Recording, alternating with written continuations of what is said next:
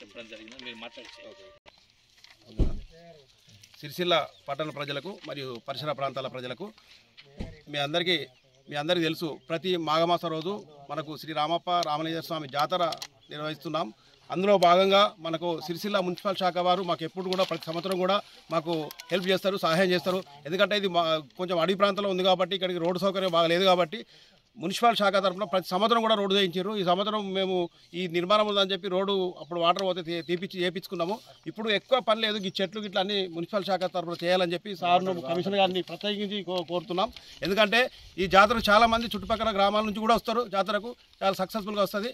అందుకోసం మీ అందరూ కూడా మరొకసారి మీ మున్సిపల్ శాఖ గారికి మేము ప్రతి సంవత్సరం కూడా ధన్యవాదాలు చెప్తున్నాం. ఈ సంవత్సరం కూడా కృతజ్ఞతలు చెప్తున్నాం. సార్ గారికి ఇంత దూరం వచ్చి మాకు